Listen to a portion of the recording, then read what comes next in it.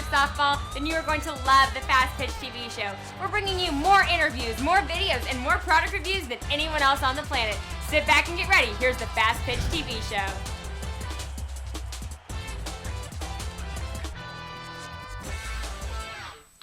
Hello, and welcome to another episode of the Fastpitch TV show. Now, if you found us on Facebook, MySpace, YouTube, or any other video sharing site, please check out our website.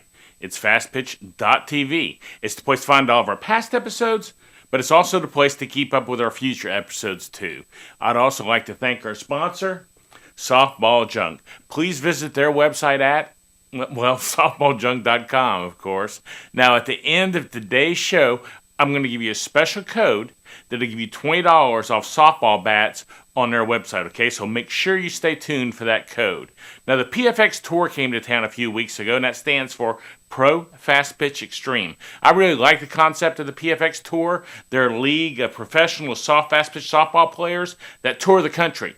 And that's really great since not everyone can travel to a city that has a pro league. This gives those people an excellent opportunity to see softball at the pro level, okay? Now, at every city they play in, they have a coaches clinic. Now, this week, I'm going to bring you another part of their coaches clinic they held in Dallas a few weeks ago with Lisa Fernandez and Kirk Walker. And this week, they're answering the question from the audience, should pitchers practice pitching in stressful situations? So let's see what they have to say.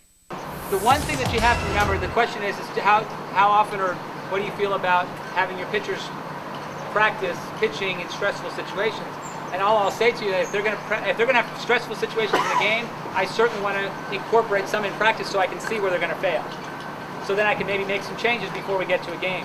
So having your pitchers throw, not every day in those situations, but certainly leading up to your first games, yeah, you're going to want them to face some live batters. Maybe not on the field, maybe not necessarily, in a full scrimmage, but maybe facing some live batters with calling counts, throwing pitches. Then you maybe start putting runners on. Maybe you start getting to a scrimmage, so you want to build up to that. But certainly, I don't want to go into a game and be like, okay, let's see what happens, right? Our job as coaches is to prepare them for what they're going to experience in a game. Not to make them perfect, not to make them do everything right, but for every situation that's going to happen to them in a game, for every type of throw they're going to get, for every type of pitch they're going to be thrown at, for every type of ground ball or fly ball they're going to get, for every type of defensive situation, for your pitchers, every type of pressure situation, bases loaded, full count.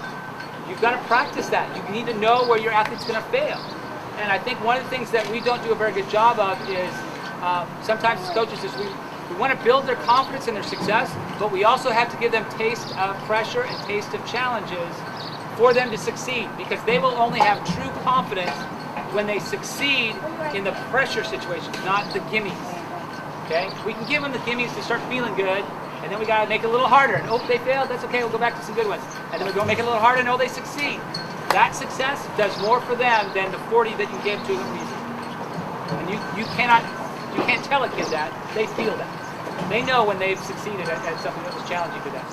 And so I think with pitchers, you got to incorporate it, not to the point that they get beat up, but to the point that they can be prepared. We did it quite a bit. I would suggest putting a net up for some of it. Obviously you let them, if you're going to do a full-on scrimmage, they can do it without a net, but if they're going to be facing your same hitters over and over again, we used a net, because obviously our hitters are pretty good, and the last thing we wanted was for us to blow up one of our own pitchers. But I think one thing that Kirk said is that you got to prepare your kids so there's no situation, if it ever comes up in the game, that they haven't already experienced. So we do practice our pitchers throwing, and I may be behind the plate calling the strike zone, and I'll state from the get-go, I'm not going to give you the inside corner. How is she going to handle that situation? So that if it comes into the game, it's not like, oh my God, I've never experienced this before. They do have some experience. They may not like it, but they do have experience in it. And the same thing applies to the hitters. Guys, I'm calling white to white of the chalks. That's what the strike zone's going to be today. And our hitters have to adapt to that. They have to adapt. We've had practices where, you guys are all going to go in the front of the box and hit. You're all going to go to the back of the box and hit. You're all going to go on the plate to hit today. You're all going to go off the plate to hit. So that they were aware of every situation that might come up in a game. It even was so bad that one game we had a pitcher that no one scuffed up the balls. So she was basically getting brand new balls. live in a game, and she freaked out about it. So guess what happened? The very next practice, all she threw was a bucket of new balls, so that she would know if this ever happened again, how to manage it.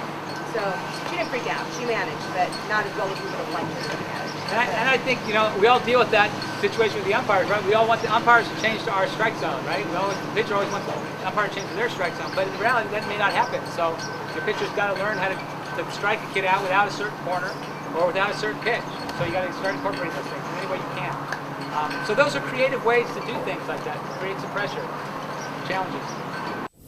I hope you enjoyed that segment of the PFX Tour Coaches Clinic. To find out more information about the PFX, see their schedule, just visit their website at pfxtour.com. Now, before I go, I want to close the show.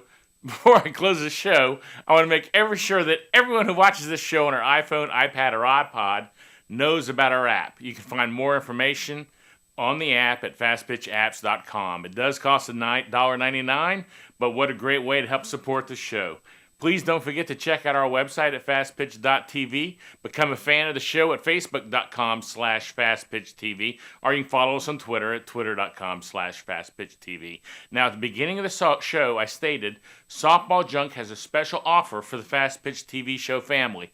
Softball Junk is going to give you $20 off any non-sale softball bat on their website until the end of the year. That's right, you can just take $20 right off the price of a bat. So the next time you buy a bat from their website, just enter the code FPTV1 and you can visit their website at softballjunk.com. Now, I don't mind you sharing this information with your friends, please do.